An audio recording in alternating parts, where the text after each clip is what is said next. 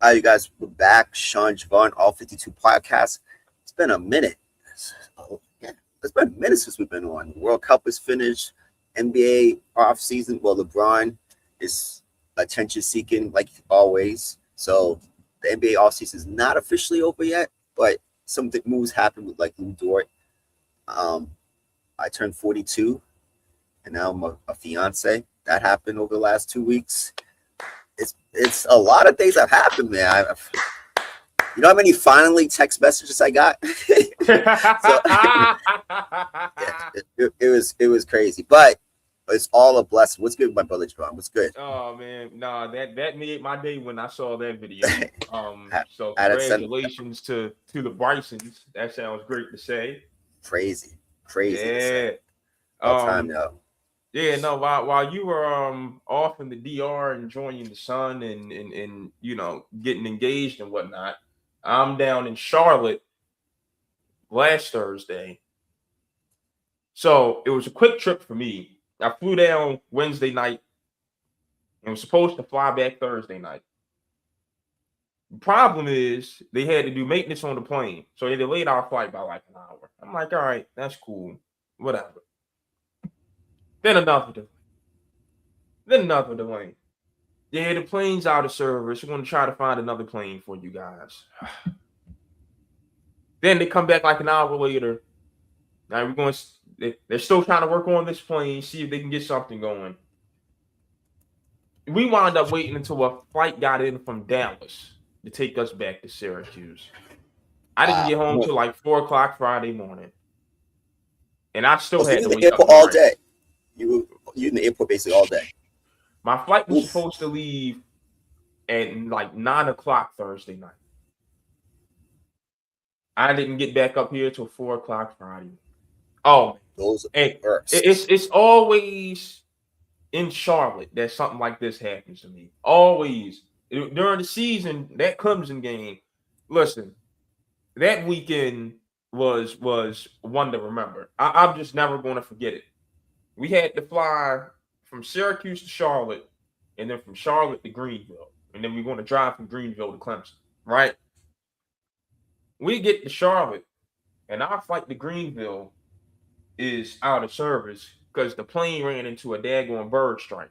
So they got to fix that plane, and we had a rental car already reserved in Greenville.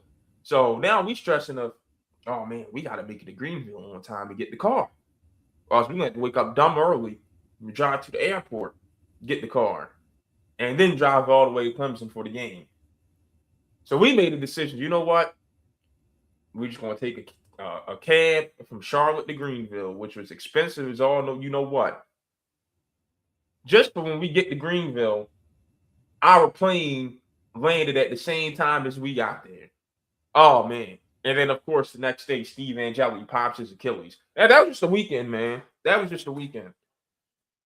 I'm not even gonna tell my story. What happened coming back from DR? I'm just happy I'm home because I had to stay overnight. My flight got canceled. They put us in a hotel for Fort Lauderdale. You know when you just want to go home. So the other day, I'm pretty sure you were just like, yo, I just want to be home. I just want to go home. I just want, and that's how I just felt. I was just like, man, I'm tired. I want to be home, but I don't know what happened with these airlines. It's about 2 times this year that I fly a lot.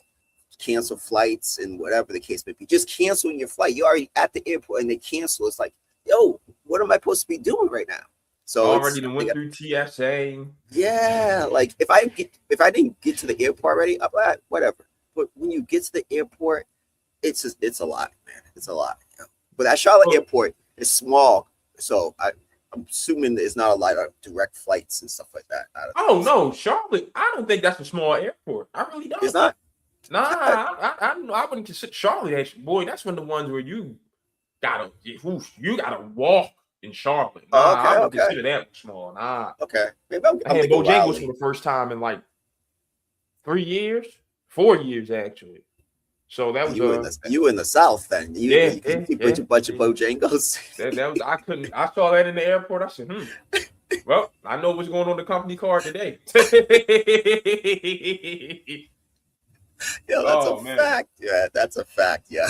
Matter of fact, hey, you in DR? That mean you didn't catch any of this bad air we had back stateside. That's no, you in Atlanta. You wouldn't have caught any of it anyway.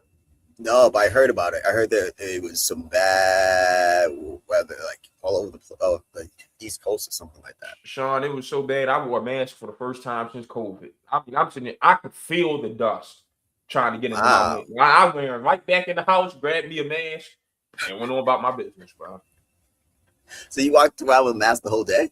Uh, yeah, Wednesday. Wednesday, I went to the office for the morning before I came home, relaxed, and got on the flight.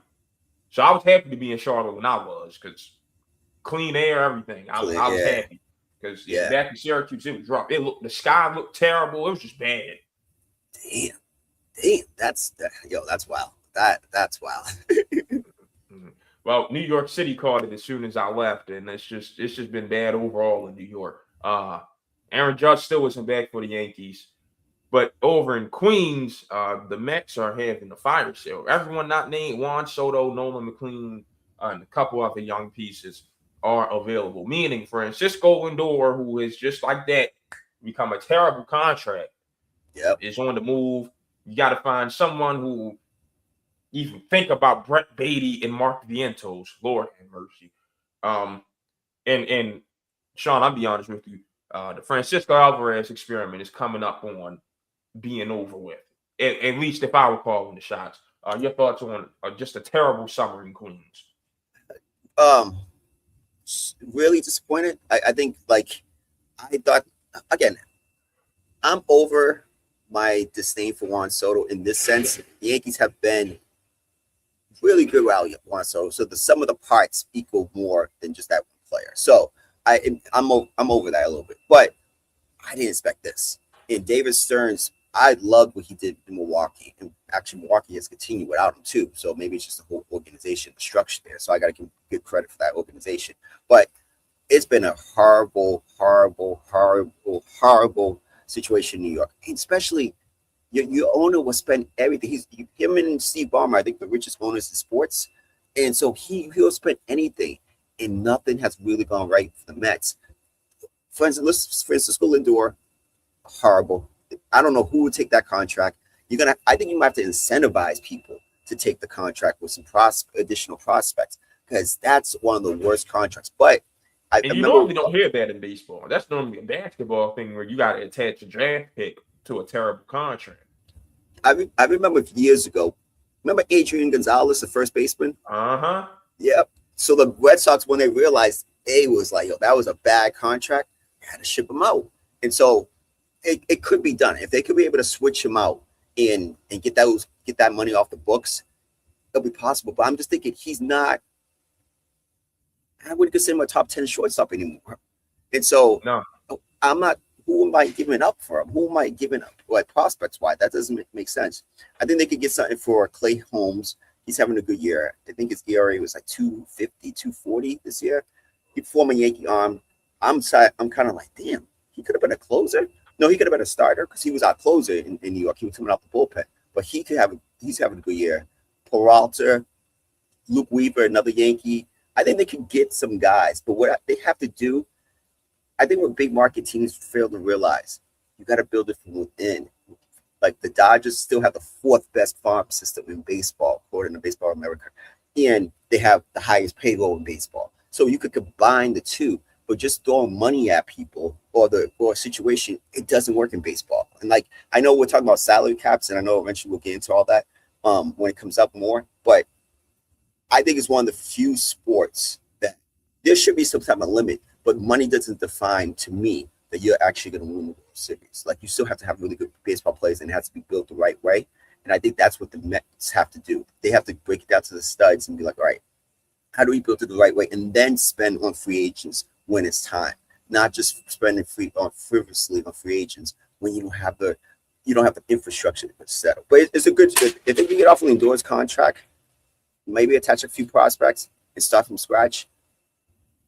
Tell Juan Soto we're probably going to not be good for the next couple of years. He already got his money, 785. He's good. He's chilling. Maybe that's the way to go. I'll just look at this team And you said Stearns. I want to focus on him. I've got a college basketball equivalent for him this season. But Shaka Smart. damn, my guy Shaka getting astray this morning. hold on, because I love Shaka. Yeah, same. Loved at VCU. Love what he was able to do the first few years at Marquette. I don't know what happened last season. But in between that was what, Sean? Texas. And it was not to the big boys. Yep. I know what you're gonna say. Yeah. And the whole different operation, a lot more money at your disposal. Couldn't really handle it. He couldn't get it done. I'm looking at Stearns. Did terrific in small town Milwaukee. Now you in Flushing, Queens. This is the Mets. This is it's Mets. This is the only team. I'll take it back. Never mind. I ain't gonna disrespect the Giants. Yeah. All right. Let me rephrase this. When you look at LA in all the major sports leagues, they clearly have an A team, and no one cares about the B teams, right? Yep. You go to New York, you take it to the NFL, the Giants are clearly far and away a better franchise than the New York Jets. Anyone who's a Jets fan just chooses to be an idiot. I'll just put it out there. Jets fans be offended. That's just how it is. You got this wonderful alternative in the Giants. Well, it ain't been a wonderful lately, but still, there's wonderful alternative in the Giants. You choose to be a Jets fan. You go to hockey. The Rangers are actually in the city. You got to take the Long Island Railroad to get to the Islanders. So, that makes your decision pretty simple. You go to basketball, no one gives a damn about the Nets.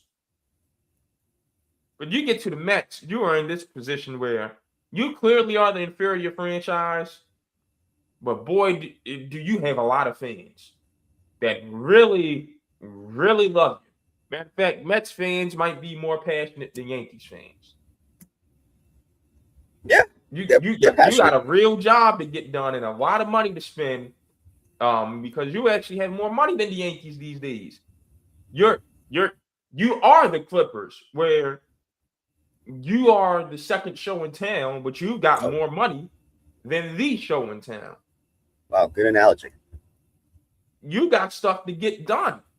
And this has just been a misallocation of funds. There's just some people in life who just make better decisions when they're broke and just get by better when they just got enough to be comfortable than they do when they got a lot of cheese in their pocket. And it might just be a Stearns thing. You look at the team he's put together, you rank 25th in Major League Baseball in team batting average at 234. 234.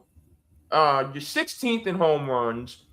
Considering you let Pete Alonso walk this year, I can let you have that. Your team doesn't run. You're 24th in stolen bases. In pitching, I mean, Lord have mercy. You're scrolling. You have a 4.23 team ERA. Not good at all. So this is on him. This is a Shaka Smart season for David Stearns. And Cohen's got he says he's got all the support in the world for the guy, and he's not going anywhere. All right. Well, I think the best thing Cohen can do for Stearns is, hey, the bank of Cohen is closed. Yeah. I need you to do what you did in Milwaukee. And then when it's time to keep those guys around, then we'll give them the money. But I need you to develop this in a homegrown way, and our money is going to be used for retention. We don't need a big fish anymore. We got Soto. You got Soto, yeah. You don't need. The only thing I would go big fish hunting and getting Joey Cora to come and be my manager. Alex Cora to be my manager. Joey Cora was a Seattle Mariner, but Alex Cora to be my manager. I would say, hey, 10. What's it going to cost? World Series guy, $10 million at least. At least he's one of the better managers in baseball. That's the only guy, again, to change the structure of the organization. I want him to be my manager. That's the guy I'm going to go after to be the manager, because I don't think the Phillies are going to move off Mattingly. And I think those are the two jobs that. Yeah, Donnie's staying around. You look at Donnie what deserves he's it. done with the Phillies since taking over. They have been the best team in our East since Donnie Baseball took the reins. Oh, easy. I know we're going to talk about the team I live in, the city I live in soon, but yeah, Joey Cole is the only guy I'm saying we're not going after. We're not ready to get Tyreek Skubal. We're not going to spend $500 million or $400 million on him. We're going to go get the manager, and we're going to break this down to studs, and we're going to build from that way. That's exactly what the Mets need to do. If I hear them going after any of these big name free agents, but they're going to be used as leverage for now on. They're going to become what the Yankees used to be, because they know, teams and players know, hey, they have a big money owner, but it's not the right way to build it. All right. Well, the team that is still somehow in first place in the NL East, Sean, the Braves, they lost 21 of their last 33 games. What has happened? Well, a lot of people are saying Ronald Acuna hasn't played, but you don't lose 21 out of 33 if you're that good. You know what I'm saying? Like, you just don't lose that many games if you're that good. And the pitching is not as, when they were potent at the beginning of the year. Their pitching was potent. It hasn't been the same during this streak. They're a team that is probably this will be an un-Braves like move, but I do think I'm trying to go get Skubal if he becomes available in the next week or so, because I think in the National League, the Dodgers, the Phillies, the Brewers, I think you have to be able to one up them with that. If you have Chris Sale at the beginning of your rotation, Skubal at the beginning of your rotation, I think that's going to be the recipe, for them to get to the post, get in the postseason and actually make some noise. But this slump, and like you said, their hot start at the beginning of the season has saved them, because, jeez, 21 out of 33 losses, that's a lot. That's a lot. And the Phillies are right on the heels. What is it? I just pulled it up. The Phillies like 2.5. Let me see the standings. I think the Phillies are 3 games out, and the Phillies started the season really slow. So now it's like a reversal of both teams. So I would not be surprised. Still got another 2.5 months of regular season baseball. I would not be surprised if the Phillies catch them and take over the National League. But if I'm the Braves, I think you have to either go get a big bat or go. And I don't know who's the bat available, but I think you go get you another starting pitcher, because the pitching staff has been not the same since over the last month or so. Yeah, and I think they could use a way to manufacture some runs, right? You rank bottom 10 in stolen bases, but you're still top 10. Despite all this, you're still top 10 in team ERA. You're still top 10 in team batting average. You're still top 10 in home runs. You need something to just get you by. You know, get somebody who can just get over the second, because they're seeing the ball. It's like you said, the pitching is what has fell off in this last month. So get somebody who can get over and add to your run total just a little bit more. And yeah, why not go after Skubal? Where's the Braves running the pipeline right now? You know, I don't see why not, because it's like I said, it's an un-Braves like move to do that in the regular season. I don't remember last big name bat day or pitcher they tried to go after, but the National League is so tight race. We'll put the National League standards with, you got the Brewers, you got the Braves, you got the Phillies, Cubs. Even though I'm not sold on the Cubs, the National League Central is just they do feel like a team that can just get cold real quick. Yeah, and because they strike out too much. They strike out too much, and they don't provide the most strikeouts. They won, I think, bottom 5 in strikeouts as a pitching staff. In baseball, you have to, especially in the postseason, you got to be able to strike people out. And then you got the Dodgers, right? So for me to consider the Braves real contenders like I did, I thought that there's a 2-team race, Braves and Dodgers. I think have to get another hitter, or another impact hitter or impact pitcher. And I think Listen, you go into a postseason series with Chris Sale's number one, Scuba number one, Chris Sale's number two, you got a chance. Yes. Their issue is their farm system is 24th right now. Yeah, do you have so, I don't know who you have available that's going to be enticing the Indy front office, especially for big fish hunt. You're probably going to have to try to find a way to improve around the margins, which means you're taking advantage of fire sales.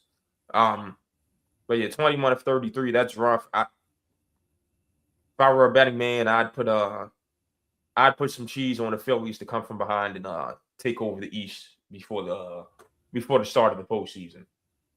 Well, I would say this: any team that's in the National League right now, American League probably not, but the National League, if he goes to the LA and they have the farm system to go get him for either as a rental, how do you compete with that? Like already the Dodgers are the Dodgers, right? But there are a lot of injuries on their pitching staff. But if you add Scuba to the top of that rotation, how do you compete with that? That's my thought process too, because they have the prospects to move on from him and try to re-sign him in the offseason too. Well, you mentioned the Dodgers in pitching. That's a great segue because Shohei Ohtani's pitching future is in doubt. We don't know if he'll pitch again this season. And the wear and tear on his arm apparently is starting to catch up. How long does this experiment really need to last? I think we both could say Ohtani's a Hall of Famer already, right? So he's already a Hall of Famer, and he's a 4-time MVP. He's a Hall of Famer already, right? Yeah. And he has 2 World Series rings on the best team of this last 5-10 year span, whatever. So I think that we already see, hey, he's the greatest 2-way player in baseball history. No disrespect to Babe Ruth, but he wasn't that guy with that. So he don't need to do it anymore. Like I just personally don't see. He's a great pitcher. Well, let's give him credit. He's a great pitcher. But just the 4 or 5 year span that he's done it, no one's done it at that level. And so he's always going to be the standard of that, because there might be another kid 10 years from now, 20 years from now, and they're going to be compared to Ohtani. I don't think it's worth, unless the only way it works, and I don't know how it will work like this, maybe he becomes a reliever down the line, but consistently, I just think there's a lot of wear and tear on him. He's 32 years old, 31, 32 years old. And I know that's young in life, but that's a lot of wear and tear playing, pitching, and hitting. He keeps consistently having issues with his arm. I think he don't need it to do it anymore. We already know he's the standard. He's going to be top 5 greatest player of all time to me. I wouldn't do it anymore. Yeah. So what shocks me about it, and why I didn't think he'd have these problems, he bats righty, right? Excuse me. Yep. He hits lefty, and he doesn't play the field anymore. So, like, his right arm actually has time to recover, at least I thought. But clearly it's too much strain on him. So when that is the case, it's like you're the Dodgers. You can pay for more pitching. And like you can get Scoop on a rental this year. Maybe Ohtani's a guy that you wait until after the break to pitch from here on out. You know? I didn't think about that. First half of the season, you're DHing or you're playing in the outfield. And then after the break, where some of the arms start getting worn down, then we'll start letting you pitch, so you'll be ready for the postseason. I think that's the best path forward, because I don't think when you got something that special, you just throw it away. And you are paying him as much as you're paying him. Although it's deferred, you're paying him as much as you're paying him to be 2 players. So you can't just throw that away. And hold on. I would say that. I do see what you're saying. The excitement of him playing both sides is what makes him $700 million guy. Okay. But it's a business at the end of the day. It is. And what he does for Japan and what they do for their organization, they make a lot of money over there because of him. He's the biggest star at that place. And Juan Soto's getting $785. And I think he's just as good of a hit as Juan Soto. Hey, Soto's bad contract ain't got nothing to do with me. Come on. That's what I'm saying. If I'm him, if I'm the Dodgers, what they decide to give Soto ain't got nothing to do with us. All right, good point. But I'm just saying the market's not the market anymore just because someone surpassed the number. And again, let's be real. Based off just his hitting alone, I think he's worth $700 million. And what he brings to the organization, I think he's worth $700 million. I think he's the biggest star in baseball, him and Aaron Judge. I think that's worth $700 million. So I don't see anything not. I just see he deserves every dollar he gets. I think he should be playing. He should, even if he just hits, it's okay. It's a win-win for the Dodgers. But his aura of being a two-way player, I get it. It makes him special. It makes him one-on-one. It's why people come and pack the stands to see him, because we've never seen a player do what he does. And we're probably never going to see a player in our lifetime do what he does at this higher level. But I do like Javon's idea about maybe pitching him in the second half of the year. I like that idea. I love that idea. If he can only, Roger Clemens did it before, and he came back in July for the Yankees, and he pitched. So the Dodgers have enough resources now. Let's see what's going to happen with the Dodgers if the new CBA kicks in, if some level of salary cap. How long will they have? But if you have Roger Clemens set the standard with doing that, I don't see it as a thing that can't be done. Just pitching in the second half. I think one of the problems, and I was going to say this, Javon, I want your thoughts on it. I think one of the things they've done with Ohtani, and as one of the things I think they do in baseball now, I think they baby these pitchers, and I think that affects their arm more than anything else. We said that on this podcast for years. And they baby Ohtani in the Angels system, and when they got to the Dodgers, like 5 innings here. I think that has been a negative effect. In Japan, those guys are pitching like how they used to pitch back before. They're still going 7 innings. Easily. So I think that's what affects Ohtani as well. Is like they baby him 5 good innings, 6 good innings. We gotta, and I get it. He plays both sides, but I don't mean to disrespect baseball, but baseball, he's hitting all the time. He's not playing a demand in center field or a shortstop position or a catcher. He's playing DH. So when he's pitching that one every 5 days, what are you babysitting him for? I think that's really hurt Ohtani. I think that's what's hurt. It's a lot of what baseball is now, but especially when you come from Japan, they pitch 7 innings, and it's like a badge of honor. He comes over here, he's not pitching 7 innings like that, and so I think that's hurt his arm, and I think that's affected him a lot. Yeah. All right, well, Sean, the Dodgers got Mookie Betts from the Red Sox. They are steaming hot. They are now on a 14-game winning streak after stamping my Orioles 7-game streak. By the way, I was watching that game, and I said if we do not score in the top of the 8th inning, this game's over, because they're going to score in the bottom of the 8th and put us away in the top of the 9th, and that's exactly what happened. 6-5. Orioles had 4 errors in that game. Just did not deserve to win. Whatever. Craig Albanese, he can go right in hell right along with Brandon Hyde and Mike Elias. But anyways, the Red Sox, 14-game winning streak. They hold the last wild card spot. They have a 1.5 game lead against Seattle and a 3-game lead against the Orioles. They've got 3 more games with the Orioles left in this series, including a doubleheader today. It's crazy how month and a half ago we were talking about the Sox. It's such a disappointment, and the team that's on fire say, "Oh, watch," to now they are buyers at the deadline, and they can once again scare the Yankees and possibly provide a scare to the Rays. This is the best turnaround I've seen in a little while. You got hot. They got hot. I can't lie. Not just because the Yankee Red Sox thing. I'm not gonna lie about that. Obviously, it's not the same like it was 20 years ago. But I'm gonna say this: Craig Bledsoe, the general manager, I was rooting against him because I thought he did Alex. Why do you call him Joey? Alex Cora dirty. I thought he did him dirty because it was a battle, a struggle. He went to ownership. When the general manager has the ear of the owners, he's like, all right, blah blah blah. But listen, He saved his job. They're playing really good baseball, and their pitching was the one carrying them, even when they were not really good. But their pitching. The guys are hitting. I give them a lot of credit. And they look like a scary team. They look like a scary team that when, and especially the AL East right now, where they 6.5 games out from the Rays, only 4.5 games out of the Yankees. And I'll be real, my Yankees haven't looked good playing baseball over the last month. And they haven't looked good against the Red Sox in particular for about 2-3 years now. Yeah, the Red Sox own the Yankees. And so I think it's impressive.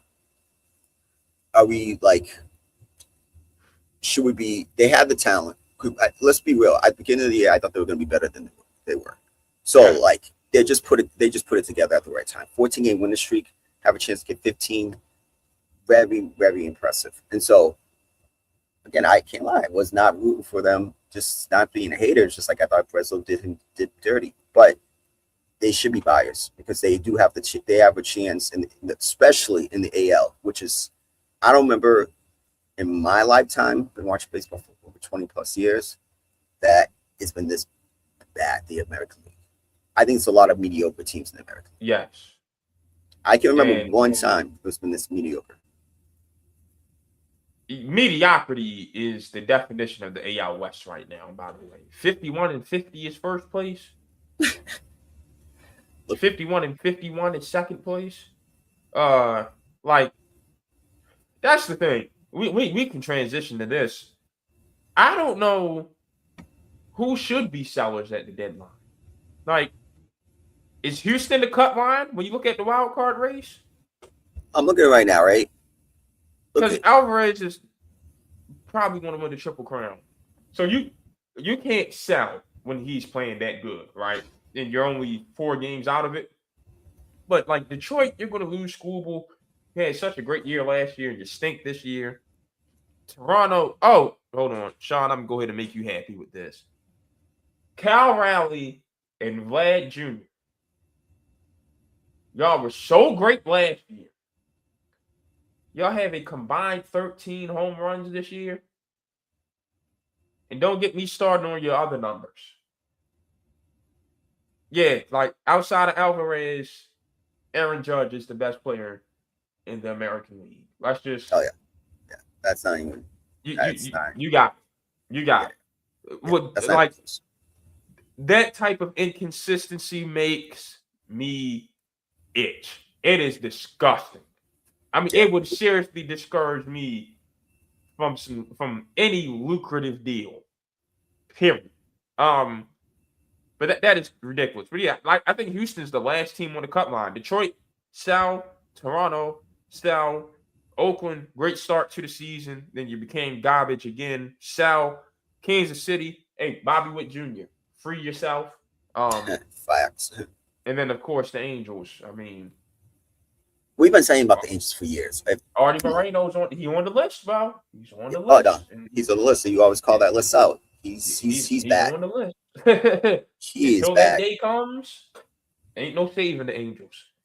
He is bad. I can't even disagree with that. Now, I would say that's the cutoff list, but this with so many people trying to buy at the who's out there to get, like, and that's the other thing. Some of these teams have to be realistic with themselves. Teams that I didn't mention was like, are you going to get anyone at the deadline?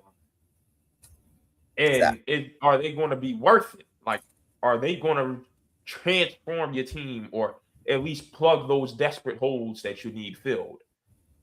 If not, then you need to sell too. Like, I'm gonna be real. I'm gonna look at the list. Who can really, again, you guys go on a 7-game winning streak, and you guys have some talent. So I'll keep you guys at that team. If you wanted to buy, I wouldn't be mad at you. I don't think the Twins, Tigers, or Royals should be buyers at all. And then in the American League West, Rangers, Mariners, I could be okay with. And like you said, I'm fringe on the Astros. But a lot of these teams, like, who are you going to get? Like, and if you're to the Tigers, are you trading Skubal to the American League, or do you care? Because you might lose him anyways as a free agent. Like, I think it's just a lot of I don't know. I just think the American League has a lot of mediocrity. I think it's the worst I've seen, and I'm like, look at it. Maybe Minnesota will convince themselves, but they should definitely be. Brian Buxton needs to be traded. Brian Buxton. It's just it's bad. I think this is really bad. But the Red Sox definitely should be buyers. They have a great chance to win the American League East, and they have too much talent. They've had a lot of talent to even be where they were at the beginning of the season. So, am I surprised? Should we give people standing ovations for doing what they said they should have been doing? No, but you got to give them credit for turning their season around. Same with what Philadelphia did.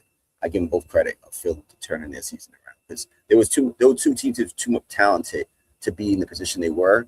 So, yeah, they're climbing out the hole. I got to give them credit.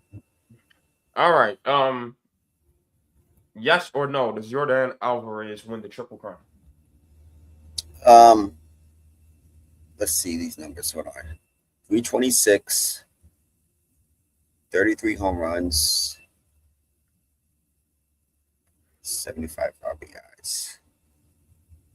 Yeah, why not? Like I'm just gonna pull up the American League. 30. Yeah, he leads it by 4 home runs or. Yeah, he leads by 4 home runs. The second best in 7. average is 312. And yeah, RBI is not even close. Ben Rice is 7 behind. Yeah, it's his award to win. It's his Triple Crown. Like it. I saw something last night. I never knew this. The Dodgers traded him for so he was a product of the Dodger system. I never knew that. Yeah. And I was like, wow. And that kid can hit. It's just been injuries with him that's been his issue, but he can hit. But yeah, Aaron Judge is not available. I would think that would be the only guy I thought would be able to challenge him for any of these things. But the key is that batting average. He's 14 points above Diaz right now. That's a lot. Someone to make up. That's a lot. Unless he goes on a terrible slump. He just can't go on a slump. That's what I was about to say. He can't go on a slump. Yeah, that's a big gap. So yeah, it's his to win. And I'm assuming if the Astros stay in the race, quote unquote, he's the MVP. I don't think it's close. Yeah, I'm with you on that one. Nothing to add. Yeah. All right, Sean, the NBPA, who are the ones who signed the collective bargaining agreement in the first place, are calling for either a removal or a softening of the second apron. You got to sleep in the bed that you make. I'll let you go first. Yeah. That's all. No. I'm just leaving it at that. They want to leave that. Well, I'm going to say a few things. I do think I've not been a fan of it. At least I'm being consistent. I've never been a fan of it. And the OKC Thunder is the prime example. They traded 3 position players, rotation players. Lou Dort played. Lou Dort's the exception. But that contract, you got to think what they were going to pay Lou Dort. Is he worth it? No. So either way, it's a smart business deal. No, I get that. It's just like Sam Presti said, it was financial. We had to move on from because financial decision because the extra luxury taxes we're going to have to pay. And so this apron is their goal to make it like the NFL. They spread the talent around, but you're safe. It's also hurting. I think you're hurting teams who draft well and develop well, and you're trying to help teams like the Sacramento Kings who don't know how to do either. If you have bad organizations and bad ownership, that's bad organizations and bad ownership. So you're trying to save them from themselves. That does not make sense to me. And I think we have to do something. I know it's going to be an issue in 2028-29 season after it's over. It's like, I don't see how this is benefiting the game. Do you think this is, I want to see teams try to knock off OKC. It felt good. It was amazing to watch the Spurs, a young team, knock off OKC. It's okay. Like, we're making it easy for teams to, like, we have to spread the talent around. I don't see the point of doing that. I think it's stupid. I don't like the second apron. The Celtics had to move Jaylen Brown because of the second apron. Like, what happened to developing your own guys, and you should be able to keep them at a certain percentage of the cap? That's it. Okay. You don't want to talk about Aaron Wiggins? Okay. Or you don't, those guys, Isaiah Joe, those guys on the back of the bench. Cool. Whatever. And they're probably better off getting better opportunities in Atlanta and Detroit. But I developed Lou Dort. and he was there for 7, 8 years. He was a core player. If I wanted to go over the luxury tax to keep him and not be hampered by these stupid aprons, that it's not just the money. The aprons affects your draft picks and what you can actually move in trades. It's a hard cap. It's the dumbest thing. Every time I see something, I say blame CJ McCollum because he was part of that deal. You're a player. What made this a good deal for players? I get it for the owners. I get it. I get it for the owners. But what made this good for players? And what you're doing, and I know Vincent Goodwill, is that his name? Got a lot of crap about this. But he's kind of made it true in this aspect. It's the easiest time to win an NBA championship. And I'm not discrediting any of these teams who won the NBA championship.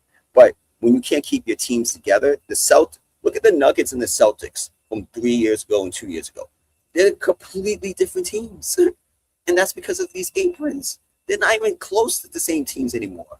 And again, bad contracts and things of that nature, I get that. But the Celtics, prime example, aren't bad contracts. Porzingis, Holiday, I feel more sorry for the Celtics than the Nuggets. Yes, it's affected their whole team. They had to get rid of their second best player. Like that, they didn't. I get Michael Porter Jr. and all that stuff, so whatever. But the Celtics built the team, a really good team, and they have really good players, and but they couldn't keep them because of the second apron. And those are the last two championships. So what are you doing to OKC? You're stripping them little by little. The next team that's going to be there is San Antonio.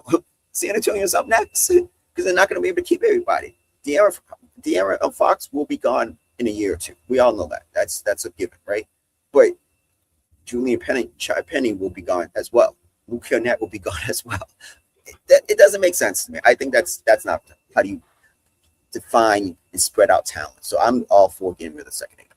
And I didn't sign that second apron, so I have every right to say that. Let me tell you why I'm going to jump over. Yeah, CJ, shut up talking about it because this is your baby. Let me tell you why I'm jumping over to your side of the equation. I seriously want to just grab some baby oil, rub my hands up, wind it all the way back, and smack the hell out of Adam Silver's bald ass head. When he was asked about Jaylen Brown in particular, he said, well, it isn't like this isn't an intended consequence. So you actually support teams having to break up homegrown dynamic duos. You think that's fire. That makes no sense. Like yo, David Stern, this is what you left in charge of the NBA. Like he should be rolling in his grave because this is disgusting. When he said that, I said it's over. I won't argue with Sean anymore. Do I still have my opinions on some of these front offices need to be held accountable for these horrible contracts? Yes. Like I still no sympathy for them or anything like that. But I mean, you telling me I literally cannot have a dynamic duo like that anymore? Yeah. That is ridiculous. And because wasn't the Supermax... So now it's like, I'm be honest with you, Sean. It ain't the best team winning anymore. No, and that was my point. Like, I'm being forced to break up. Like, I should be able. I think bird rights is probably one of the smartest things ever in sports. If I drafted you and you are that guy, I can go over the cap to keep extending your contract. Yes. But the trade-off for that is I can't go out and sign anyone else. I think that is perfectly fair. I'm okay. I really do. Yeah. And you keep the luxury tag. And I'm fine with there being different tiers of luxury tax. If you're such and such percentage over the cap, you pay this amount of tax. And it just keeps escalating. But like, and again, this is still, let's remember, billionaire owners, they could keep their rosters together and pay that tax. But at some point, it's like, do I see both sides of the coin? Absolutely. But the fact that Silver likes this was the intended consequence. That did it for me. it's hard for me to make any counter arguments. Yeah, Because and as I think logical as I think they may be, him saying this was the purpose throws all of it out the window. when you're doing that, again, it discredits titles, and I think that's the wrong way to do it, because at the end of the day, next year, San Antonio and OKC will probably be the two favorites going into the year. But I don't know if that's going to be the same case in 2 years from now, because they're just going to have to keep tearing away from the teams. Remember, Shea's contract hasn't extended yet. Dylan Harper's still on a rookie contract. Frank Castle's still on a rookie contract. So we're saying a team like Philadelphia that has one of the worst contracts in the league with Joel Embiid. Worst contracts in the league with Joel Embiid is a favorite to win the East because of the attendant consequences that they had to take from their rival that they beat in the playoffs. Their contract in the best one of their best players. That doesn't make sense. I think it's the wrong way to do it, and they need to switch it. For max players, I'm cool with Lou Dortz and stuff like that. Overall, I'm just kind of like whatever. But you're setting up, Wemby, Jalen Brunson, you need to take less money so you can build out a team. That's not how it should be. That's not how it should be. You should be able to go develop your guys, keep them, and pay them when they deserve. That's it. It's a bad thing. I'm not a big fan of the second apron, and it needs to be. I hope it gets changed in 3 years. So I saw a list yesterday that I thought was interesting. Somebody put the top 3 cat eaters for each franchise, and illustrated this in a great way. Instead of putting their money, and I'm sending it to you now, like how much money they make per year, what they did was put how much of the salary cap they take up. And it gives you a new perspective on building these teams. And it just makes you feel terrible for Boston, right? Well, in the same, like Jason Tatum makes 35.4% of the cap. Yep. And Jaylen Brown makes 35% of the cap. If they want to keep those two and keep drafting and extending who they can, because at some point you get guys who are too good where you gotta let them go. Like you can't go but so far over the cap, right? That's fine. But if they wanted to keep with those two the whole time, they should have been able to. Now this does go back to the problem that me and you said. No contract should be worth 35% of the cap. Never. The NBA messed up with that on the they completely messed up the Supermax system. And the Silver just ain't done nothing right. But still, they wanted to go forward that path. They should be allowed to. But then it goes back to my point on some of these guys. Like, hey, Denver, you got Jamal Murray making 30% of the cap. You're not going to win like that. That's on you. That's on you. Yep. You know, the Lakers. Luka doesn't play defense, and he's making 30% of the cap. And Austin Reeves just ain't that guy whatsoever, and he's making a quarter of the cap. You ain't going nowhere with it. But then you go to OKC, J. Will, Chet, and Shea, all at 25%. Your top 3 players take up 75% of your cap. And the other 25 is to build out your roster. That's perfect. That backs up our claim from the last time we were on the pod. The Supermax should have been capped at 25%. So even if you want to have the big 3, you got 75% of the cap to fill out your roster. Absolutely. Or if you want to go the dynamic duo route, you got 50% of the cap to fill out your roster. So I think they just messed up the Supermax tier to begin with. And then you make it worse with the second apron restrictions. That's just awful. Like, and people are scared of it. The Spurs are the team I fear the most in terms of being screwed over. Because right now, Wemby's extension hasn't kicked in yet. Harper's going to have to get one. Probably going to give one to Cash. You know who's making 30% of the cap for the Spurs right now? De'Aaron Fox. And that's an awful contract. Now, that's on them for making that trade that we both said they did not need to make. You didn't have to extend them right then. You could have waited till after they didn't have to extend them. But like, they're about to be screwed over. So, like, Yes. again, I do wish these GMs would stop. Like, it's the same thing in college football. I hate these coaches that do all this complaining about NIL. It's the way of the world. Get with it or get gone. I need these GMs to get the same thought process. Like, okay, hey, at some point, you gotta accept that the second apron is here and it's here to stay. Get with it or get gone. Um, so get smart about your contracts. Uh, but at the same time, we all make mistakes, and there's no way to even get away from your mistake. You can't even correct your mistake then. You're gonna have to trade De'Aaron Fox with one or two first round picks. Yeah, That doesn't make sense because you're not going to you have your big three and you want to keep Champagny and some of those other key guys and Carter Bryant. You want to keep those guys. You're gonna have to trade him with the first round pick or two just to move off that contract so you go pay your own guys. That's one of the worst systems I've ever heard in my life. It does not make sense. You're destroying good teams. Again, the Celtics, Nuggets are prime example. We can say the Celtics are the big example. The Celtics were screwed by the NBA. And if I was the owner of the Celtics, I would be heated at Adam Silver and those guys because that's the attendant consequences. Listen, maybe they can't keep Porzingis and Holiday and all those guys. I'm okay with that. I'm not okay with you can't keep Jaylen Brown and build around Jaylen Brown and Derek White and Jason Tatum. And then after that, figure it out. If you have to draft better role players, that's where the front office come in. Drafting the role players, hitting on your second round draft picks. I'm cool with that consequence. But you should be able to have big twos in your team.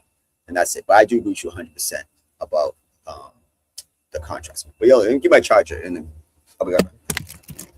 all right. But the other point to this, because the talking point is that it's the NBPA asking for a softening or a removal.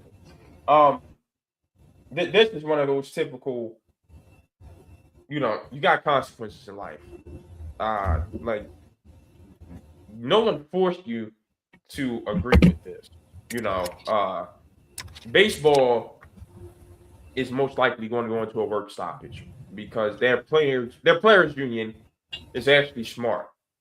They're not going to agree to anything that they don't want to.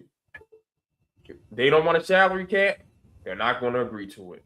They don't want this, they don't want that, they're not going to agree to it. They don't want a new draft system with reduced rounds and a separate international draft. They're not going to agree to it. So, the Players Association did not have to sign on to this thing. So you can't be the one calling for a removal when your ink is on the dotted line. You gotta wait it out. You gotta wait out to next labor agreements. This is on you. So now, like, start taking it serious and paying attention instead of being a group of dumbasses. Yeah, horrible. I don't know how they let this pass. Like this is stuff you expect from the NFLPA, not the NBPA. Exactly. And you know how hard it's going to be for you to come back and say, hey, remove some of these restrictions. Or, all right, you already agreed to it. Like, it was one of the dumbest things. Like, the NFL, it's probably the worst salary cap system, I think, in sports. Franchising guys and all that stuff, I think it's horrible.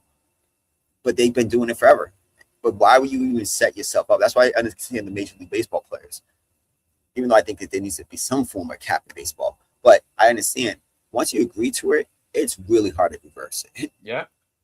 That's what the NBA is at. All right. So we got next. So we got Summer League recaps. We had some of the biggest, all the young kids played in the Summer League. Who's some guys you were impressed with, some guys you wasn't impressed with? Well, I'm going to start off with my old man rant here. Summer League ain't the same. The guys sit out too early. Number one. And number two, when they were having it in Orlando, I remember the quality of basketball was great. These games were awful. Blowouts. Because no one knows how to run an offense without a coach drawing plays, which coaches don't do anymore. Like, they don't know how to move without the ball, how to screen for their teammates. And all these guys think their way to get to the league is going to be keep jacking up as many threes as you can and hope they fall. It was disgusting. This was a bad summer league. However, was I wrong about Caleb Wilson? He further cemented that Hubert Davis needed to be fired. This kid has been able to do all of this, and you had him screening, rolling, and sitting in the dunker spot all year. Yeah. Especially, let's consider Carolina's problems right now. They haven't sent an all-star to the NBA since Anton Jameson and Vince Carter back in 98. They lose all the 5 stars to Duke these days, and it was Kentucky, now it's Arkansas. UConn's getting in on that mix. And you had a chance to finally entice everyone to come to Carolina again with Caleb Wilson. And you wasted him like this, Hubert? Hubert doesn't need another job in college basketball. It's that simple. Caleb Wilson, I was mad at the Bulls for taking you. I thought they should have gotten Acuff. You get a pass from me. My attention flips over to Memphis, who I also said should have gotten Acuff. He shouldn't even fell to Chicago. They needed a guard to replace John Morant. They didn't. And they went ahead with Cam Boozer. Good player. Still think they should have got a guard. Or Michael Brown. Michael had a great summer league. Michael looked good. I like what I saw from the backcourt duo of him and Yegor Demon is going to be good in Brooklyn. I said it with Demon when he first came out. I'm going to say it again. That is a good basketball player. The backcourt of him and Michael Brown Jr. is going to be good in Brooklyn. I just feel sorry for them for having to put up with Michael Porter Jr. and Julius Randle this year. But back to Chicago. Sean, look at that roster. Giddey, Norm Powell, Montas Buzelis, Caleb Wilson, and Nick Claxton. Tell me in the East, if their bench is just halfway decent, that ain't a playing team. You got Trey Jones off the bench. You got Jalen Smith off the bench. Rob Dillingham. I'm talking to you like this. You can have yourself in 6-man conversations this year because a lot of what the Bulls can do is going to be predicated on him. And what Noah Sengue can turn into. You got Zach Collins as your backup big. If that bench shows up, the Bulls should easily be in the play-in. And I mean the 7-8 portion of the play-in. I like that roster. Damn. Guys at 7-8. I respect what the Bulls did because the rules of the NBA draft doesn't entice you to tank. So they were like, oh, we're just go get some guys who could play. Like Norman Powell, Nick Claxton, they can play. Like Zach Collins is a solid backup big. But I agree with you. I think that Bulls team is very solid. I think it's a great job by the new general manager, Graham. I think Graham Bryson. That's the name, Graham Bryson. And I think, and I gotta say this. The star for me was Caleb Wilson. Like, I saw some of the comparisons like a young KG and stuff like that. I'm like, but I don't see Kevin Garnett at all. I just don't. What do you see? I see more of an offensive ceiling than Kevin Garnett. Caleb Wilson actually can play the small forward. I'm be honest with you, Sean. When I go back and look at those old All-Star games, I hate seeing Kevin Garnett at the 3.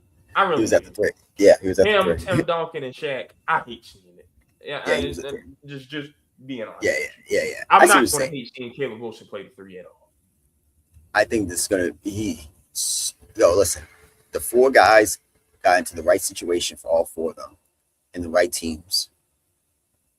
I'll be surprised if these 4 aren't all-stars level type of talent. I'm talking about the Banster, Peterson, Wilson, and Boozer. This draft might be really special, and I think Wilson has a chance. After seeing him more, so he has a chance to be the best one. He looked like the best one in the summer league. Oh, he definitely did. Oh no, granted, I ain't gonna do that to Peterson because Peterson saw double and triple teams during the summer league. Like crazy. that said enough about his talent and how he was getting his shots off. And Sean, he came in here talking about I want to be the point guard. I want the ball in my hands. That was tough. That's why I didn't enjoy my time at Kansas. And he left out saying, I'm cool with playing more of the two. As long as they don't like I'm telling you, these players don't know what's best for themselves. Like Darren Peterson, you do not. You're that good of a scorer. You do not want the ball in your hands all the time, buddy. You do not. Like it. There is a reason. You know, Shea Gilgeous and the Thunder lost in Game 7 because Shea has the ball in his hand so much, his legs went out, and all those tough shots he's making in the first 3 quarters, they couldn't fall in the fourth. If he had another ball handler next to him, OKC probably wins Game 7. So, yeah, Darren, go ahead, let the Jazz get you a point guard. So I don't think him and Keontae George together is smart. Keontae George is another 2 guard. Let them get you a point guard. So I'm glad Darren Peterson learned that, yeah, I don't need to be running the one. And that shows some side of maturity from him, which is always great for a young player. Yeah, it's on, but same way you were talking about Caleb Wilson. Where was Bill Self having Darren Peterson just play catch and shoot though? I think at some point he could have more exposure playing with the ball in his hands. I don't think Self had him at catch and shoot. I won't even go that far with it. I just will say he needed to bring the ball up a little more. I will say because even with Mike and Kolb and T-Mac, like they brought the ball up a decent share. To go get theirs off the dribble. You know? Exactly. That's what I mean. Instead of having to catch and get it off the dribble in the half court. I mean, at least gain some steam. And not have to be limited by a catch and stand still. So I will say Self didn't do enough of that. But I do think how he had Peterson playing prepared him a bit for the NBA in terms of like, you're going to want someone bringing the ball up for you. And can we be real that I think Peterson, like we said a couple of shows ago, that boy didn't want to be at Kansas. No. I think it was clear he was saving himself from the league. Him and Michael Brown are showing. Yeah. Bring back the 18-year-old. Yeah. Like they didn't want to. You know what? Forget it. You don't have to go to college. As soon as you're 18, you can come to get out. NBA. Yeah, just get to the league. Some guys just did not want to. Speaking of which, AJ DeBanson, because he would have been the one out of this class that went straight from high school to the NBA. Brother, that jump shot needs work. That's why all that T-Mac comparison stuff, I don't see that. I told you that was terrible when they first came out. And on this show, it was you and Oak. I was like, that's a terrible comparison. Yeah. I don't see T-Mac. And then he feeds into it by saying T-Mac's like one of his favorite players to watch. But then you listen to him talk. AJ DeBanson don't really know too much history of basketball. So that's always a red light to me personally, but whatever. Yeah. But buddy, it's not T-Mac at all. It's not T-Mac. I don't know the comp, but I don't. I told you I think he's closer to LeBron. Get downhill, use his athleticism, 2 feet, kick it out to the shooters. I don't see T-Mac whatsoever. You have to watch some more. I see some. I can't lie. A better offensive version of Ron Artest. I see that sometimes because he can do the bully ball type of style. Into the basket. You really downplaying. Oh my. No. I don't mean disrespect. The kids. I just said all 4 of those kids are going to be special, and they could be special. I just I don't. Yeah, I just don't see T-Mac. That's what I was definitely saying. I definitely don't see T-Mac because T-Mac Artest crazy. Nah, Artest was a good offensive player. Not great. Early on, but early good. On. Not great. Good. Yeah, he was. That's watching that dad going Malice in the Palace documentary. I'm sitting here looking at Steven Jackson. I'm like, y'all can relax. Y'all not winning no championship. We're on Artest as your number 1 scoring option. That was not happening. But that's my point. Ron Artest was the number 1 scoring option at some point when Indiana. He was an all-star. I can give him credit for that. Was there anyone else that stood out to you? Did I say Acuff? Acuff was good. He's gonna be. Sacramento should be blessed. They're gonna have that kid bringing in fans. The shot selection's got to improve a bit, but I get all that out of the system in the summer league. I'm fine. Yeah. Yo, get that out of your system the first couple of years in Sacramento. Do whatever the hell you want in Sacramento. Yeah, Sacramento. Do what you want. Say it again. Do what you want, man. I could care less. But the kid's gonna be. I wouldn't be surprised if he's averaging 20 to 25 off the rip in the NBA, just because how in that team let him go, let him play. But yeah, just I was just very impressed with the guys, the lottery picks. No one really disappointed me, but I was very impressed with the lottery picks. I think Liam McNeely is ready for a jump this year. He averaged 21 in the summer league and shot 52.6 from three. I think Milwaukee's happy with Braden Burris. Braden looked good, actually. I forgot about that. In the open court with the space, he looked really good. He looked like more impressive. I'm like, oh shoot. Yeah, I would give credit for him. Washington with Trey Johnson, AJ DeBanson, and Will Riley. You do know those are the 2, 3, and 4 leading scorers in the summer league this year. Trey Johnson only played one game, by the way. He got his 26 and was out. Like, Washington's yeah, he don't need to play. All right, it's cool. I'm telling you, I like Trey Johnson. But yeah, Trey AJ and Will Riley each averaged 25. And AJ's 25 was inefficient, by the way. 39% and 9% from three. That is disgusting. Oh, Lord. Meanwhile, Will Riley took 5 threes a game and shot 70% from deep and 54% from the field. Washington walked out of this happy. And can we talk about Malik Thomas?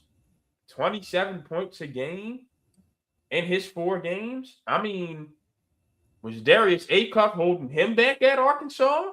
My goodness. Wasn't Malik was a top prospect coming out of high school, right? Yeah. In Cleveland, don't mess. I'm telling you, Sean, I really think Cleveland should slime James Harden out. You got Malik Thomas and Jalen Tyson. You don't need James Harden, man. You got options at the 2 guard spot. Everyone's a point guard these days, right? Go ahead and let Donovan run the 1. He's so small, he don't need to be guarding 2s anyway. Slime James Harden out. Let Jalen Tyson and Malik Thomas take over on the wing, man. Yo, I think James Harden might shoot up a building. Someone did that. If he gets slimed out again, like Philadelphia did, and Daryl Morey for this contract. I'm just saying he took the option. You play like that in the playoffs every year. By the way, and we can save this to the end of the show. Milwaukee giving Gary Trent Jr.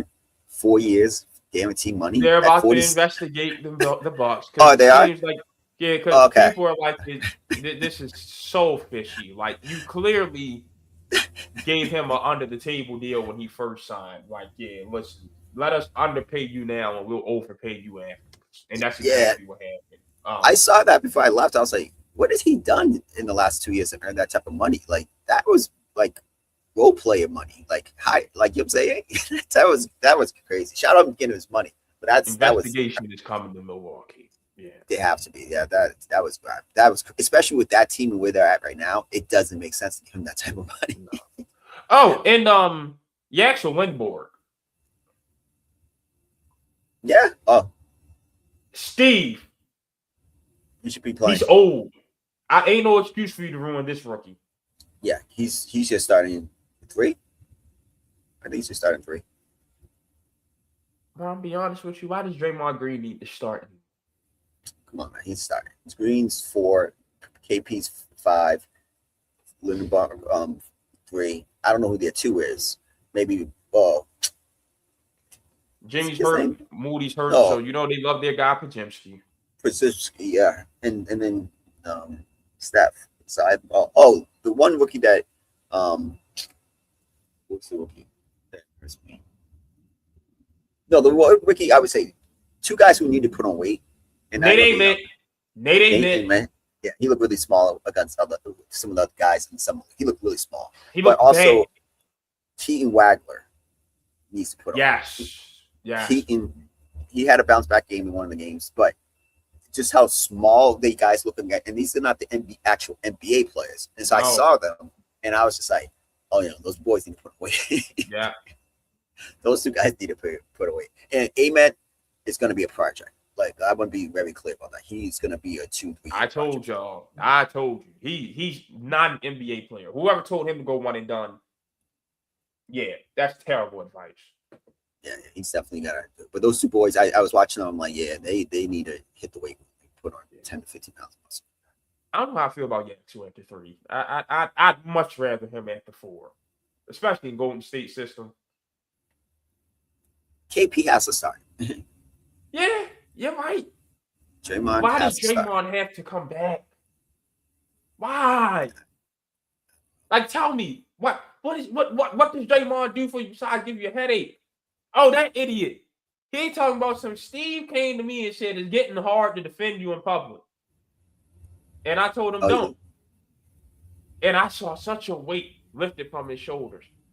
Draymond, you are an idiot. That's not what you saw. What you saw was this man don't get it. Whatever, Draymond.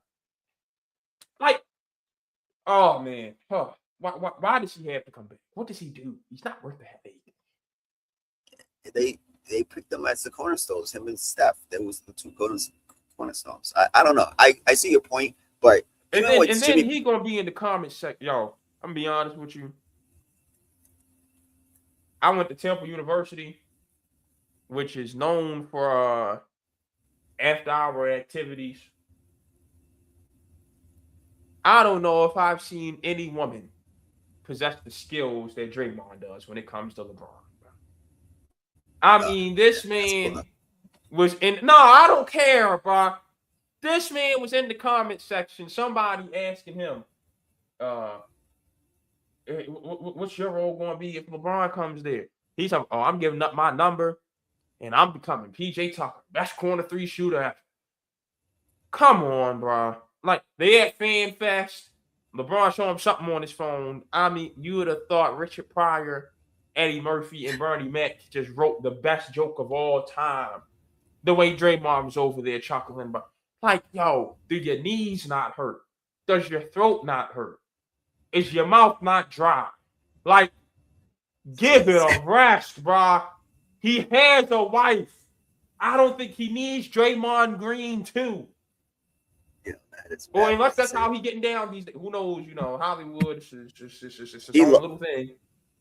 I don't know what Draymond's one of the most blessed people in life because it seems like he attached himself to Steph. He attached himself to LeBron James, and he on his podcast. I know you don't watch podcasts. Loves LeBron James. It's like weird love. It is shameless glaze, bro. Like, yeah, it is approaching. Matter of fact, forget approaching. It's at down low levels, bro. He on the watch, bro. I don't care, bro. I'm saying it. It is disgusting. You got a son, Draymond. This is a terrible example to be setting for him, man. He should not be seeing this. Somebody call CPS on Draymond Green. This is nasty work. Disgusting work. Yeah, I can't even say it. Like I'm not. Who am I to? Yeah, you gotta say it. I say it for you. I'm not defending him. I'm not defending him because it'd be weird. It'd be too weird. I don't get it.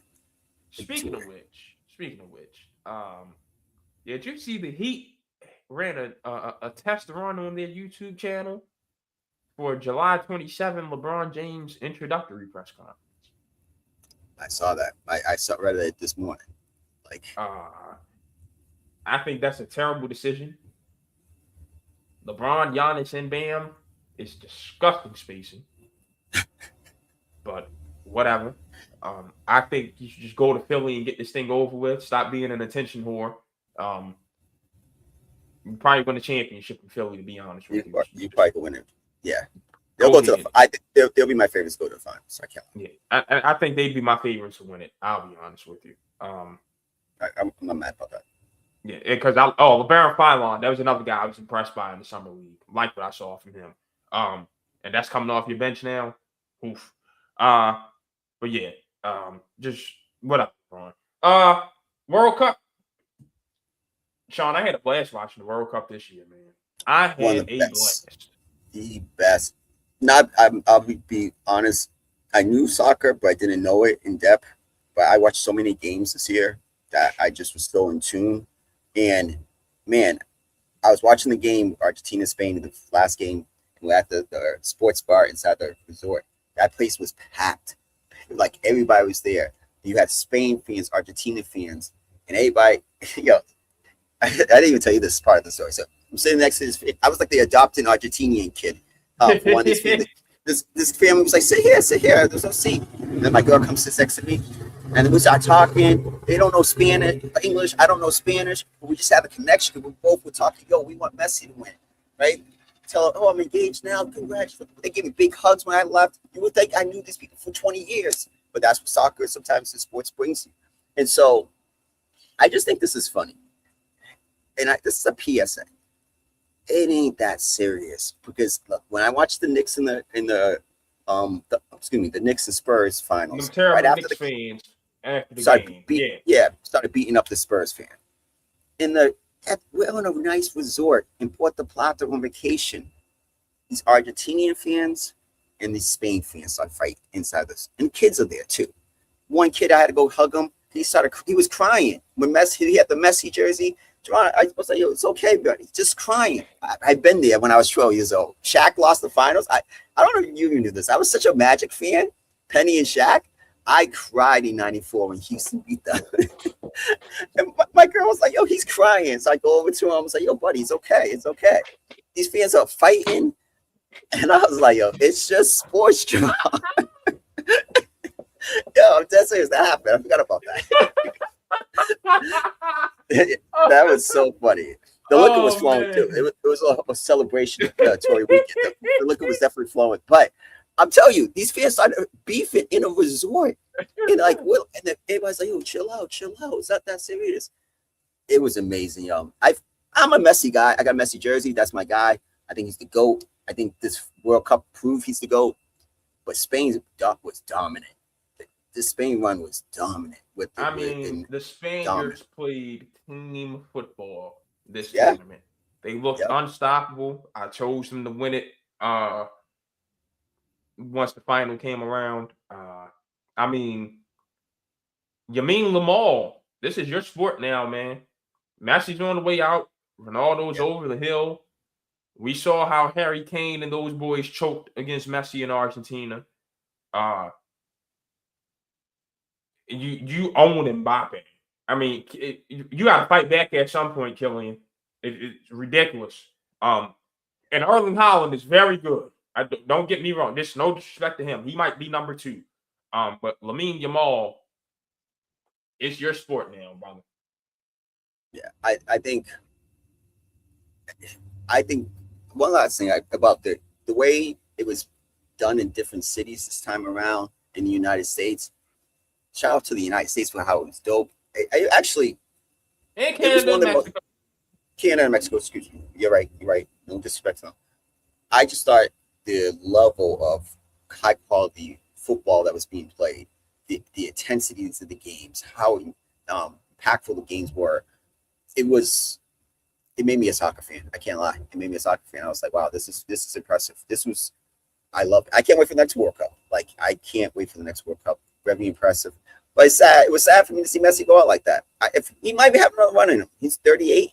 He might play in 4 more years. Who knows? I don't know. But it was the most impressive soccer I ever seen. And just the last game was a depiction of what the whole run was. It was amazing. Incredible. I do want this to be a sign to the Americans. And nothing's gonna change. I don't know why I'm wasting my breath. But you got idiots like Alexi Lalas when everyone in the world is saying the American system does not work. And then you got the prep kid who wants to keep it as the good old boys club and the exclusive club. Well, how are these people supposed to make their money? Our system's fine. No, it ain't. What's main man from Entertainment Tonight? The black brother. He be on Inside the now. Kevin Frazier. It's like, who is this guy? He's got to shut up. Someone he wasn't good himself. And if that's the best that our system's producing, just know. But Kevin Frazier, he's like, yo, my kid plays soccer. He's a rich kid. And I tell my son, he can't play. Said I take him to the inner city and he gets his ass bust. He said, I live in LA. And my son plays for this expensive ass soccer team. And there's no Latinos on the team. How the hell does that work? That's not the best players aren't playing. It's like I take him to go play against them, and he gets his ass kicked. He said, "Man, if I put him on the team with the Latinos, and he had to come off the bench, he had to earn some playing time. Like he didn't play the first few games. First of all, need more parents like Kevin Frazier. That'd be real. That'd be real with your kids. And number two, yeah, like come on, man, you got to make the sport accessible. Like our best athletes do not play soccer, and you're getting out of baseball because baseball has moved out of the black community. It's become way too expensive. Travel baseball is expensive. No youth sport should be expensive. Period. Like, let's get back to making soccer. Well, we get back to baseball being accessible. And for the first time in this country's history, soccer needs to be accessible. Sean, I went to middle school in Baltimore County. If you've never been to Baltimore County, especially the southern part of the county and the western part of the county, I was in the southern part of the county. Brother, that is a safe haven for immigration. You want to see all types of Africans, all types of Islanders, all types of Asians, all types of Middle Easterns. And when I say them kids couldn't speak 2 sentences of English, but boy, they could kick the hell out of a soccer ball, and they had their citizenship. I'm talking recess. You had all us Americans playing football and basketball. You peek over at them soccer games, and you'd see something. Yeah. No, and them kids can't get in. Yeah, I get it. I get man, it. You gotta let these cats play. You gotta let them play. I dated this girl. She was Salvadorian, and man, they were a bunch of her family, and they'd be out, and they were older, and they could play. You can tell the level, and they would play because it's a way of life at certain communities in certain places.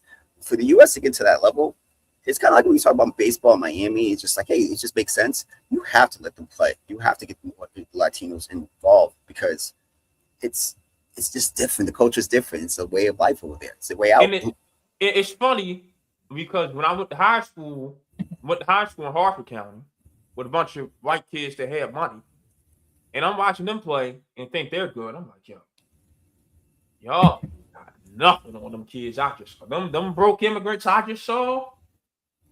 And I mean, I'm talking these kids getting their heads gassed up, and they playing for some expensive ass travel programs and stuff like this. I'm like, boy, if I brought everybody from my middle school up here, I mean, y'all might get 3-0. Like, it's really that big of a gap in terms of who we have playing and who does not have the accessibility to the sport. It's ridiculous. Yeah, and they made it like where Lexus Law, what's his name? Alexi Lawless. Alexi Lawless, bro. Yeah. I don't know what he brings to the coverage. He was just like, let's talk about that. He's the reason Ibrahimovic isn't coming back. Okay. Let's be honest, bro. Even he was like, this is my first time, this is my last time. First of all, Zlatan did seem uninterested the whole time. and I'm be honest with you, sitting next to Alexi Lawless probably will do that to you. I don't blame you. Yeah. Now Thierry Henry doesn't have any personality either. That's just me. I think his personality shines best when he's with his normal job on CBS when he's got the one black brother trolling him the whole time. I wasn't the biggest fan of that studio crew. I'll be honest with you. Yeah, the crew. Rob Stone's crew was a little better than the crew we had with Zlatan and Thierry and Lawless. But yeah, like, come on, we don't need Alexi Lawless on coverage. We don't need him involved in the soccer federation. None of it. Just get him away. Yeah. Just people like him are the reason why American soccer is never going to take this step. And Christian, if you listen, again, I said it on this podcast, but I'll say it again. What do you do? Like, stop calling him Captain America, man. It's like he's like ordained. He was like picked. You know what I mean? But it's different between being picked. Exactly. It's a difference between being picked and actually being, like you say about the face of the NBA. It's actually be taking it instead of be given it. It's two different things. Two huge different things. And I don't know. The U.S. needs their guy, and I don't know who that guy is. Like I'm not that deep into it like that, but they need their guy to be the face and so on. But the level of talent, the difference between like just the Belgium game in the U.S. Yeah. The talent is different, man. Like, And the league, the Major League Soccer, they yeah, don't play soccer. I don't know what sport it is they play, but it ain't soccer. That's got to change too. The system from top to bottom is broken. and I get they want to keep kids. The guys want to stay home side, but you got to be playing in Europe. You got to be playing as the best. I think to get that to that. Oh yeah, what Ibrahim would say his last few years when he went to MLS, he's like, this kid, y'all trying to compare him to me. When I was his age, I was one of the best players in the world in Europe. That's what I'm saying. He's over here in MLS with an old version of me, and you can't even say he's better than me. Stop it. It's like levels. That's it right there. Yeah, there's levels where you want to be the best. You got to be in the best. Like, and that's just what it. Messi can come over here and be part of MLS, but that's just a band-aid. It's not top tier. Like, it's not the Europe. So it's kind of is what it is. All right, you got anything else? Nah, man, just finished birthday month strong. You on PTO? You about to have some time off? Yeah. College football starts in a month.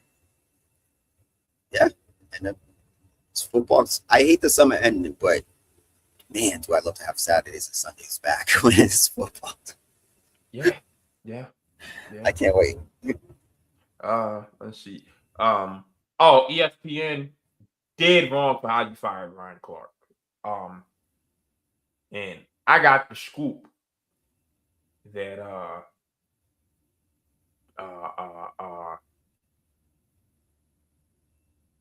Kurt Warner's homeboy had something to do with it. Where is it? Okay, no. Kurt leaked it to Outkick. Him and Burke Magnus, I've seen, leaked it to Outkick. And now, lo and behold, Kurt Warner's probably going to be the guy who replaces Ryan Clark on Monday Night Football coverage. First of all,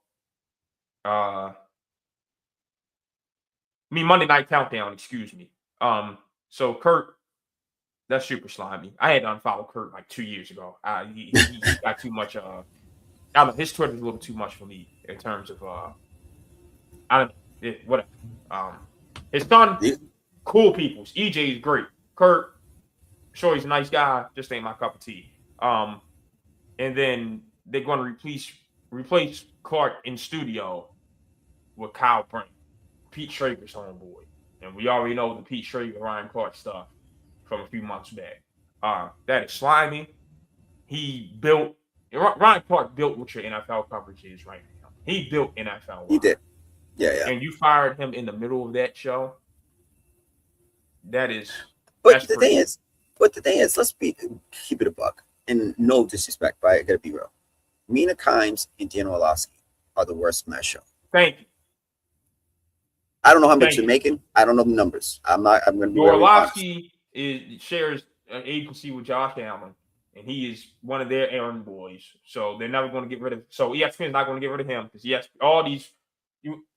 all the football partners want to be in with Josh Allen for some reason. So he was never going to go anywhere. But yeah, come on now. Mina Kimes can't even contribute in the original thought. It's all off of the analytics say this and the data says this. It's ridiculous. I read somewhere the president came out. What's the president's name? You know him. Burke Magnus or Jimmy Pitaro? Which one? Jimmy Pitaro. It was overlapping coverage because we took the NFL Network and now we have the old personnel. So we had to trim some of those people, right? But you got rid of Tom Pelissero and Charles Davis. Come on, man. Now Charles is going to be fine because he's number one. He's replacing Gary Danielson as number one on CBS's broadcast team. He's going to be with Brad Nessler, so he'll be fine. He'll be fine. But like Charles Davis is a staple of NFL draft coverage, and he's great at it. Him and Daniel Jeremiah, it doesn't get better than those two and Bucky Brooks. You got rid of him? I thought it was going to be separated. I thought it was going to be NFL Network, ESPN, but now the cross branding it, and I'm like, I didn't think this was going to be. I thought it was going to be keep it the same, but it's under one network, one thing. But what I was going to say is Ryan Clark can talk other sports and other social issues. So to me, it was like, well, he's kind of different from all the other NFL Network and ESPN NFL because he could do other things. He has Yeah, the pivot. I'm be honest with you. I'm sick of seeing him do other things. Stop, stick to football. Shannon Sharp, stick to football. Marcus Spears. Marcus Spears is the one I can listen to with basketball. At least he played college basketball. His son is nice too. And his son, I can see him for myself, to be honest with you, because every time I look at a clip, I don't see a jumper. So no, definitely don't have it. He doesn't have that concerns me. So yeah, I'll wait on that. But I don't know. I didn't like that.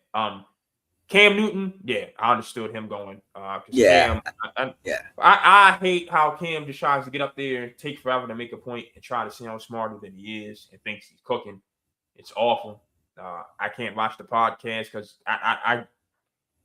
Cam Newton just had to go. I'll be honest with you. Cam is good in his spot and what he does. Whoever likes that, yeah, they can handle. Yeah. I'm just saying, like him, his own situation. Yeah. Carl Ravitch, like I said yesterday in the group chat, you don't do baseball anymore. Baseball's dead over there. Yeah. So what am I paying him for? SEC basketball for 2 months? No. And the Little League World Series for what, 2 weeks? 2 weeks. Yeah, Carl, sorry. Gotta go. Like nobody watches baseball tonight anymore because MLB tonight's so great. I haven't watched baseball. And I'll be honest with you, the booth of Carl Ravitch, Eduardo Perez, and whoever the third person is, because they change it every year, stinks to me. It's never done anything for me. So that was the move out of all of them yesterday. Carl Ravitch and Cam Newton were the two I understood completely. Yeah, no, I wasn't mad about that. I can't. Cam in that environment. No. But again, I still don't think, and again, I don't hate Smart. My boy knows Dan Orlovsky personally because they played college at UConn together. I just don't think he's good. No, and I think that's the thing. And one last thing, I gotta say this. They got rid of Ryan Clark, so his salary could go to Pat McAfee. Relax. I do think I put respect on people who build things. Pat McAfee's platform is completely different from what these individuals do on ESPN and on NFL Network. He built a whole thing outside of the ecosystem, and then they bought into it. I just think it's two different things, and I don't think you should. Every time somebody gets fired, the go-to is more money for McAfee and Stephen A. Like, all right, it was funny it was funny when it first started. It's kind of getting old now. It is. Now those are two people I don't watch, and I'd be glad when Stephen A leaves sports, but whatever. Yeah, those are the head honchos. They're going to get paid the most money. It's like a salary cap. They're going to get paid the most. It's just what it is. Those are the two guys bring the most views. They're going to get paid the most. But I just do think it's like he brings a whole show. No, if the pivot was on ESPN, that's completely different. But they bring a whole show that's 5 days a week. It's completely different. Someone does an hour in some sports center. So the first takes, I think it's night and day. Oh, and they got rid of my boy Bart Scott. Man, Bart's always going to have work in New York. And man, it's whatever, man. I rock with Bart. Maybe it's the Raven in me. I love Bart Scott, man. That's my dog right there. No, I wouldn't have been mad if they got rid of. I'm gonna keep it a buck. The whole NFL countdown crew, and just replace it with the whole NFL Network crew. So I would have got Rex. I don't watch Sunday Countdown. Who was it? Randy Moss, Teddy Bruschi, Rex Ryan, and Alex Smith. It just don't do it for me. And exactly. I would have got rid of all. Greenberg, bro. My pops hates Mike Greenberg, bro. He's sick of seeing him everywhere. He's sick of hearing his voice, and I'm right with him at this point. Exactly. I would have got rid of the whole crew and then just kept the NFL because is Rich Eisen. Was Kurt Steve Mariucci, Kurt Warner, Gerald McCoy. That's why I would bring Michael Irvin back. And bring Michael Bryan. That would be my team. I gotta keep it above. Just saying. All right, well, that's all we got for today. So we'll probably be back in about 2 weeks and start with the NFL schedule. So enjoy your last couple days of July. Yeah.